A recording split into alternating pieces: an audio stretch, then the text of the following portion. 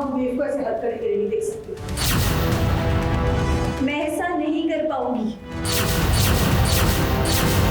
बस तुम्हारी देवी को उसे सजा दी और हमारे पूरे परिवार की तरफ से हम हाथ जोड़कर तुमसे माफी मांगते हैं। देव और वसुधा की जिंदगी में नया धमाका करने के लिए आ गया है करणवीर। लेकिन ये क्या, आखिर वसुधा क्यों उसका साथ दे रही है और अपने देव बाबू पर ही किडनैपिंग का इल्जाम लगा रही है? पहले देव सर ने हमारे को बेहोश किया, उसके बाद गाड़ी में बिठाकर कहीं ले गए। न जाने उनके मन में कहीं चोट था। अब देखिए, आग में घी डालने का काम तो करणवीर कर ही रहा है, लेकिन चंद्रिका के रहते हुए वो इतनी जल्दी तो अपने इरादों में कामयाब नहीं होगा। इस तरह देखिए तो कैसे चंद्रिका ने उसे जोरदार थप्पड़ जड़ दिया है।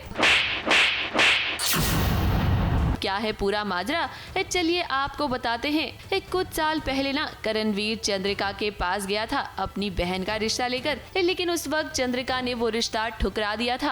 अब करणवीर चाहता है कि देव से नंदिनी की शादी हो जाए और इसीलिए तो उसने ये सारी प्लानिंग की है। वसुधा के बाबा को किडनैप किया और अब वो वसुधा को ब्लैकमेल कर रहा है, इसीलिए तो मजबूरन वसुधा को ये सब कुछ करना पड़ रहा है। देखिए, जहाँ बर्तन होते हैं वहाँ आवाज़ तो आती है, पर लेकिन ये आवाज़ करणवीर ने पैदा की है।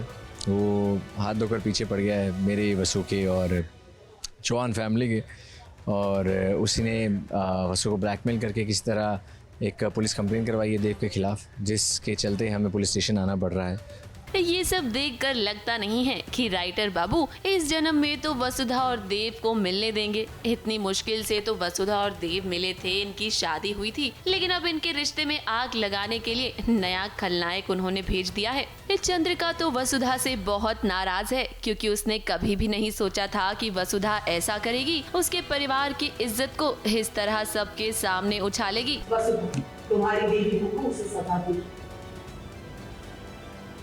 घर की बात को पुलिस स्टेशन में मत उठाओ, कंप्लेंट बॉक्स और हमारे पूरे परिवार की तरफ से हम हाथ जोड़कर तुमसे माफी मांगते हैं। ये कंप्लेंट बॉक्स है। हालांकि जब यहाँ चंद्रिका वसुधा से माफी मांगती है ना, तो वसुधा को बहुत बुरा लगता है, पर वसुधा क्या करे, वो इस वक्त मजबूर जो है। मजा आ गया, तीर एकदम जाकर निशाने पे ही लगा। जैसा प्लान किया था वैसा ही हुआ। Thank you so much for your support Vasudha ji. मासा ने बोल दिया कि अब तुम घर नहीं आओगी। वही चाहता था मैं बस, कि भाई इतना बड़ा इल्ज़ाम कैसे लगा दिया इसने देव के ऊपर। तो अब जाते जाते बोल दिया उन्होंने कि अब तुम तो इस परिवार का हिस्सा नहीं हो, तो मेरे लिए तो विक्ट्री है। अब देखिए, देव और वसुधा के बीच ना फिलहाल चंद्रिका देवी आ गई हैं, क्योंकि अब वो देव को वसुधा से दूर ही रखेंगी। जो हंगामा अब हुआ है ना, उसके बाद तो देव और वसुधा को वो करीब बिल्कुल भी नहीं आने देंगी। और यही तो करणवीर का प्लान था। अब हम उम्मीद तो यही कर रहे हैं कि देव बाबू को समझ में आए कि आखिर करणवीर क्या करने की कोशिश कर रहा है। मुंबई से विशाल शर्मा के साथ एबीपी न्यूज रिपोर्ट।